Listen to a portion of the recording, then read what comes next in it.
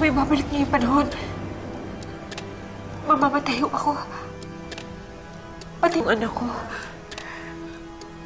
Mabubuhay ang anak mo. Pero wala akong kapangyarihang pigilan ang mga maaaring mangyari sa hinaharap. Ang magagawa ko lang ay ipakita yung mga yun sa'yo.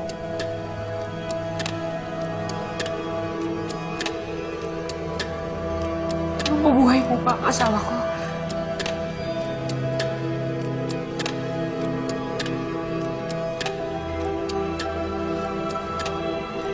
Sige ho. Sige ho, Nay. Ganun na lang ho. Kahit ako na lang ho yung mamatay, mailigtas lang ho yung anak ko.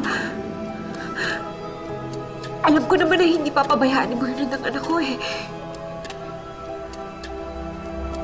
Sigurado ka ba sa desisyon mo? Marami na bang buhay ang nasira simula nung umalis ako.